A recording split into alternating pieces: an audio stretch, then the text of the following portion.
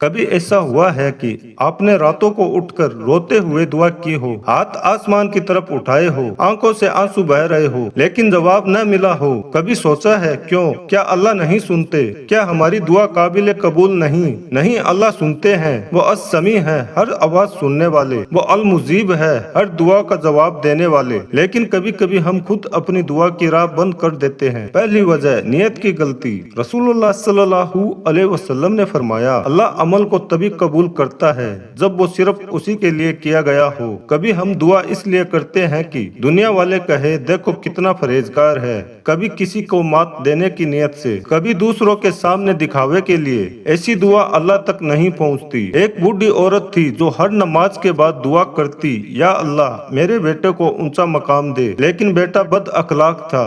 एक दिन किसी ने पूछा, अम्मा आपने कभी उसकी हिदायत की दुआ क्यों नहीं की? वो रोने लगी, बोली मैंने अपनी दुआ की दिशा ही गलत चुनी। दोस्तों, दुआ कबूल तभी होगी जब नियत अल्लाह के लिए हो, न कि लोगों के लिए। दूसरी वजह, हराम रोजी। रसूलुल्लाह सल्लल्लाहु अलैहि वसल्लम ने फरमाया, जो हराम खाता है उसकी दुआ कबूल नहीं होती। हम रोज मेहनत करते हैं, लेकिन कभी सोचा हमारी कमाई में हलाल कितना है? अगर हराम का एक निवाला पेट में चला गया तो वो 40 दिन तक असर छोड़ता है। हराम की कमाई से निकली दुआ आसमान तक नहीं जाती। कुरान में है, अल्लाह पाक है और वो सिर्फ पाक चीजें ही कबूल करते हैं। एक आदमी ने रसूलुल्लाह सल्लल्लाहु अलैहि वसल्लम से कहा, या रसूलल्लाह मेरी दुआ कबूल नहीं होती। आप सल्लल्लाहु अलैहि वसल्लम ने पूछा, क्या तेरी कमाई हलाल है? वो चुप हो गया क्योंकि उसका कारोबार सूद से चलता था। मेरे दोस्तों, अगर चाहते हो कि दुआ कबूल हो तो हलाल का कोर ही तुम्हारे पेट में जाए। तीसरी वजह, जुल्म और गिब्बत। कभी किसी का हक मारा, कभी किसी के दिल को तोड़ा,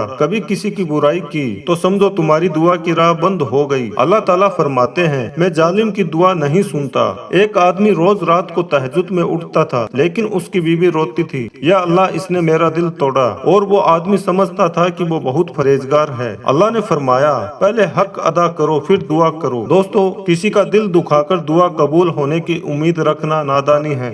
चौथी वजह, सब्र की कमी। कभी कभी दुआ इसलिए नहीं कबूल होती क्योंकि अल्लाह हमें आजमा रहे होते हैं। रसूलुल्लाह सल्लल्लाहु अलैहि वसल्लम ने फरमाया, जब बंदा कहता है कि मेरी दुआ कबूल नहीं हुई, वहीं वो कबूलियत से दूर हो जाता है। कई बार अल्लाह कहते हैं अभी नहीं, थोड़ा इंतजार कर। कभी कहते हैं मैं बेहतर वक्त में दूंगा, कभी कहते हैं मैं इससे बेहतर चीज दूंगा। एक औरत सालों तक माँ बनने की दुआ करती रही, हर बार इनकार हुआ। आखिर में उसने सब्र किया। 10 साल बाद उसे बच्चा मिला जो बाद में आलिम दीन बना। दोस्तों, अल्लाह देर करते हैं मगर इनकार कभी नहीं करते। पांचवी वजह, दूसरों के लिए दुआ न करना। रसूलुल्लाह सल्लल्लाहु अलैहि वसल्लम ने फरमाया, जब कोई अपने भाई के लिए गैर मौजूदगी में दुआ करता है तो फरिश्ता कहता है तेरे लिए भी वही है। अगर हम सिर्फ अपने लिए मांगेंगे तो हमारी दुआ सीमित रह जाएगी, लेकिन जब दूसरों के लिए दुआ करेंगे तो अल्लाह हमें भी वही देगा। दोस्तों, एक दरवेश ने कहा, जब भी दूसरों के लिए दुआ करता हूँ तो मेरा हाल बेहतर हो जाता है।